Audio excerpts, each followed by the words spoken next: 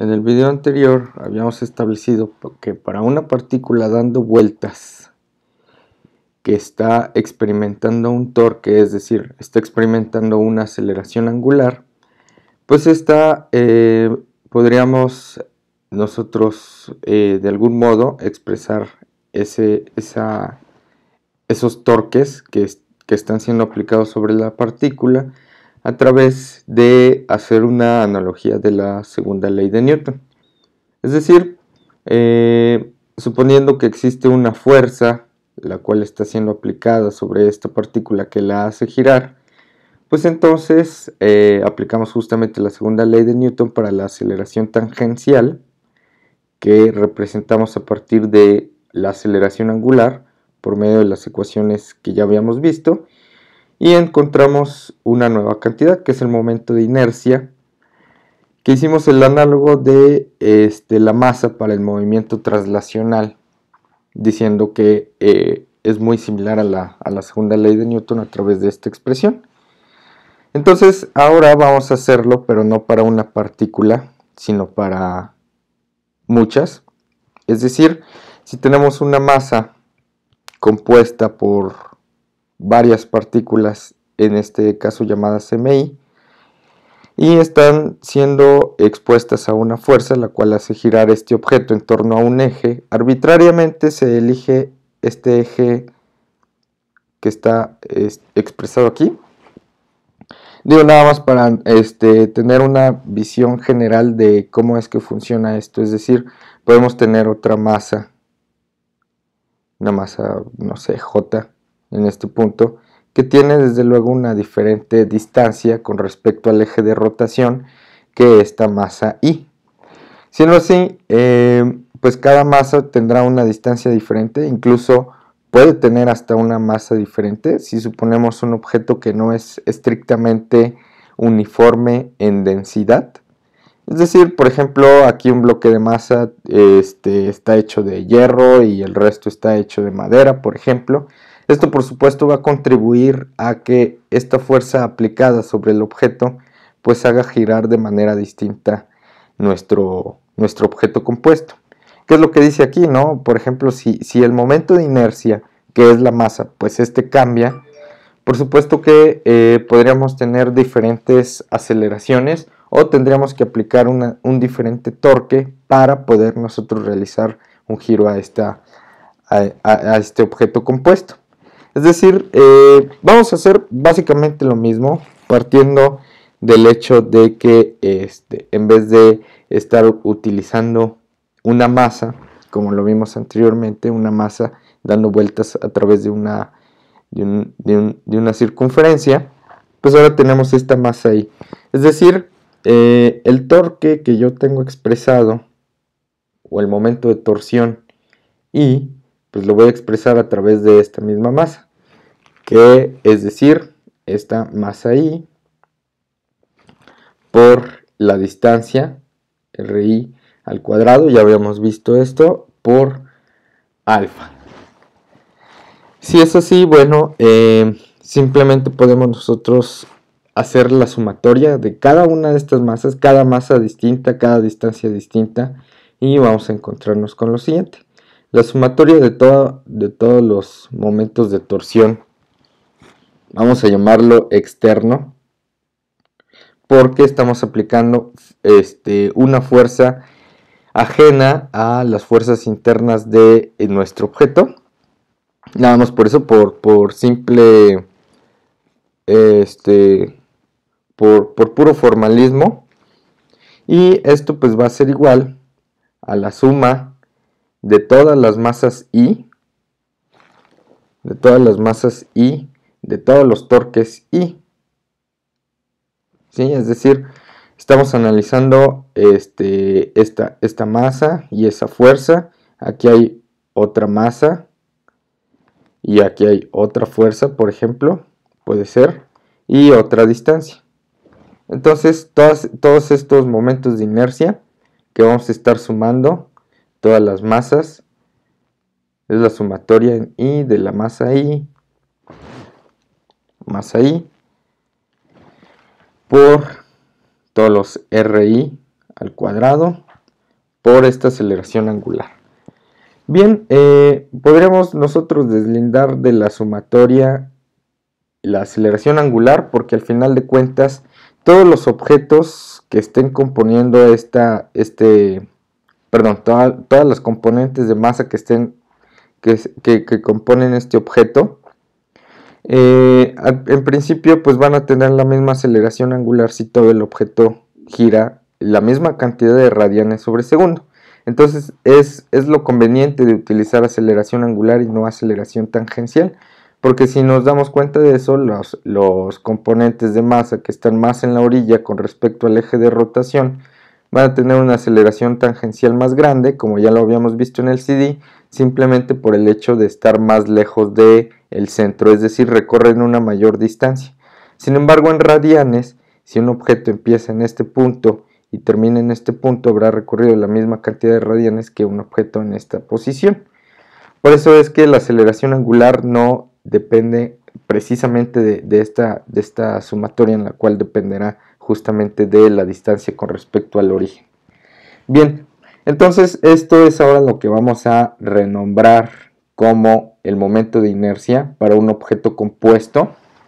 Este momento de inercia no es muy distinto a lo que ya habíamos nosotros pues de algún modo visualizado qué es lo que significa, es decir, la suma de todos los momentos de torsión o torques externos pues va a ser igual al momento de inercia del objeto compuesto, que es la sumatoria de cada una de las contribuciones de masa por la aceleración angular, y nos queda igual. Precisamente eso es lo que nosotros esperaríamos, que el momento de inercia haga las veces de la masa, tanto para un objeto compuesto como un objeto como una masa puntual. Es decir, básicamente lo que estamos diciendo es que un objeto que tiene diferente distribución de masa va a girar diferente, es decir, va a tener una oposición al giro distinta a que si tenemos un objeto dispuesto de otra manera. Suena descabellado, pero imagínense lo siguiente. Ustedes quieren, no recuerdo cómo se dice la expresión en el béisbol, pero quieren ustedes, aquí tienen un bat. Supongamos que ustedes quieren, como se dice, quieren ondear el bat, y justamente lo que hacen es tomarlo de esta posición, ¿no? Entonces ya más o menos saben que necesitan aplicar una cierta fuerza para ondear el bat de béisbol en esta dirección. Pero ¿qué pasa si nosotros no queremos tomarlo de aquí, sino no sabemos béisbol, por ejemplo, y lo tomamos de esta otra posición?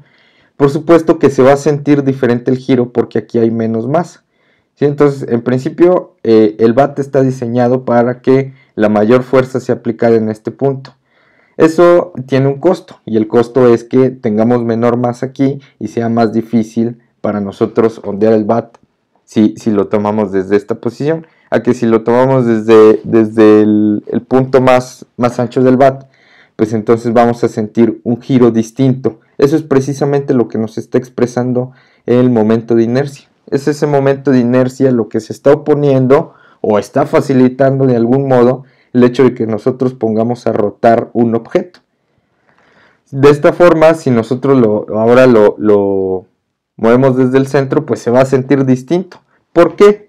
Porque si tomamos el origen desde este punto y tomamos las masas que contribuyen a que este objeto tenga un torque, pues vamos a encontrar que hay mayor cantidad de masa en lejano al punto de giro. En el caso contrario, vamos a encontrar que hay menor masa, la masa está concentrada aquí, y por supuesto una masa que está más cerca del punto de giro es más fácil hacerla girar que hacerla girar a través de una circunferencia más grande, ya lo habíamos visto. A que si está en el centro, pues vamos a sentir una mayor inercia a través del punto en el que hay mayor masa que en el punto que no hay tanta masa. Entonces esto desequilibra un poco y se siente distinto, ¿no? Eso es simplemente lo que sucede y es lo que podríamos nosotros correlacionar con la experiencia tradicional si nosotros hacemos girar cosas. Que si ponemos a girar, no sé, se me ocurre algún objeto rectangular, un objeto rectangular, por supuesto es muchísimo más fácil hacerlo girar a través del centro a que si nosotros lo hacemos girar aquí.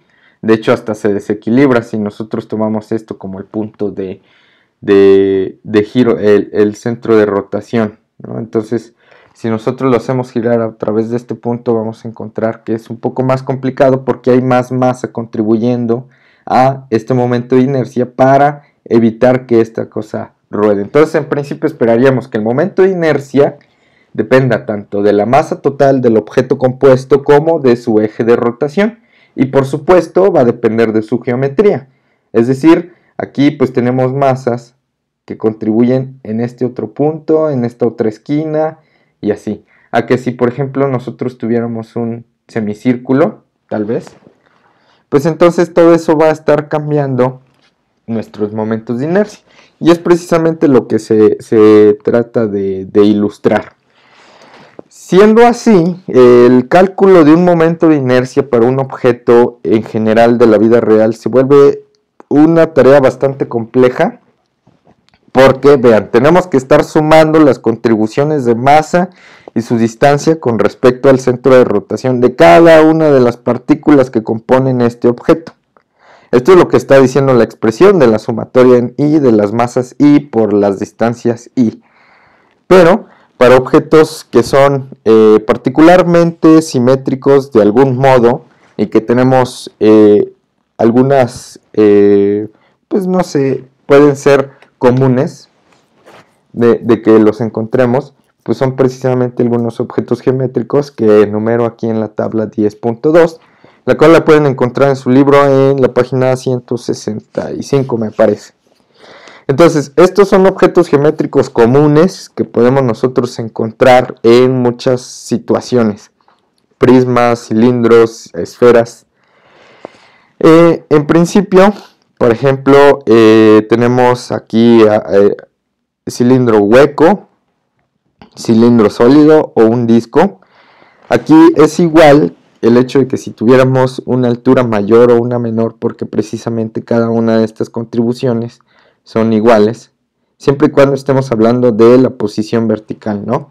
Entonces un disco es igual que un cilindro sólido, cilindro hueco, cascarón delgado, es decir, la contribución del ancho de las paredes no es tan importante con respecto al ancho total del cilindro.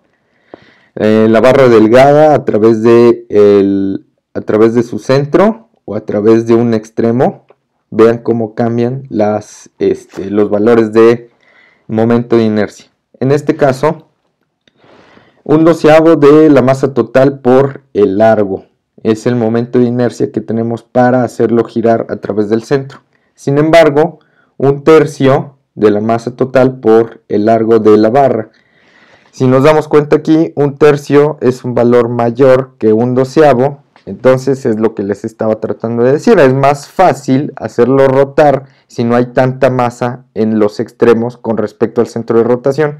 Aquí tenemos masas muy lejos del centro de rotación. Esto lo hace distinto. También lo podemos ver para el caso del aro o cilindro delgado.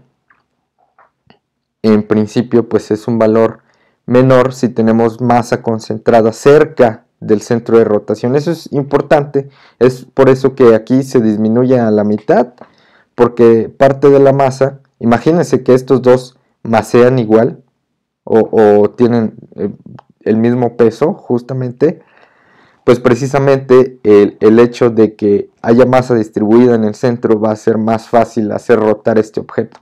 ¿Por qué digo más fácil? El momento de inercia precisamente hace las veces de la masa.